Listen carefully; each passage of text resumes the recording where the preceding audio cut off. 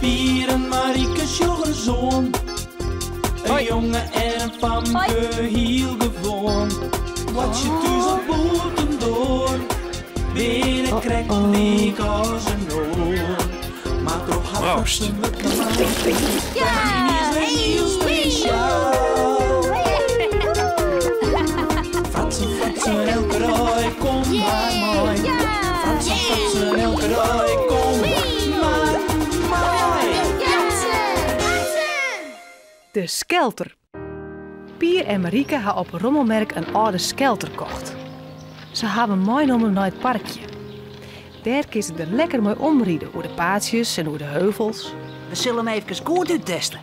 Ik vind het stoers akelig. Nevens mij is het stikken. Oh, valt wel daar. Gewoon goed vasthouden. Zullen we even van die heuvel af? Nou is maar. Dat je het hoort, jong. Help even te truwen. Oors kom ik er net bij op. Wil mij traapje, hè? Ik ben dik hoor. Let op. Daar gaan we. Olé! Machtig, jong. Hast het schoen? Hast een fever daar? Zonder te traapjen. Nou, kom hier even. Hij moet weer naar boven. Ik weet niet of ik dit wel zo leuk vind. Net leuk. Dit heerlijk, man. Hoe is niet het waan en gong dat krijst. Hoe is alleen maar te sturen. Oors giest op een kop de plomp in. Kom op. Ga maar zitten. Ja, maar... Ik jou die wel een trouw mee. 1, 2, hartstikke idee! Help, Pier! Het stuur! Dat zit los! Ah! Marieke is maar de skelter en al de grutte fever in doet kopke onder. Roestend komt ze weer boppen. Het losse stuur nog in de hoorn. Hast die serie in? Nee, maar het stomme stuur! Ik zei het om zo! Het rottige domme ding zit los! Maas nou zin! Jongen, ik ben dweil! Hast een kikkend in dier. Kwaak! Ja, leid je maar! Kwaak! Dat kent er echt nog wel bij. Krammelen, dat stonkt echt nog. Nou, dat valt wel wat daar. Ja, dat was voor ons sissen. Dat zei het van dat stomme stoer ik. Nou, haast het zoen, springen er zelfs maar in. Ik haal jullie rottige skelter er net uit. Goed. Maar dan doe ik de kleer wel uit. Lekker makkelijk. Wat moet ik nou? Ga nou maar naar huis om skinnen klein. Best. Ik red me wel. Marieke stampt van Lilkes naar huis. Pier wordt het intussen al in de onderbroek in de fever om. Het valt hem net ta om de skelter weer bij de wal op te krijgen. Als Marieke een jaloere letter weer weerom komt, skin en verkleid, is het zin alweer wat beter. Ze maakt leidje als ze Pier nog in de onderbroek omverrotten sjocht. Hij had de skelter krek weer op bedroegen en hij besjocht de skeer. Hé, wat droekst lekker. Hoe is het aas net met de douchen? Is zo bed. Haha, leuk hè? Maar wist dat wij doggen? Ja? Nog een keer van de heuvel af. Nou, toe. Nee, we brengen hem naar Douwe. Douwe?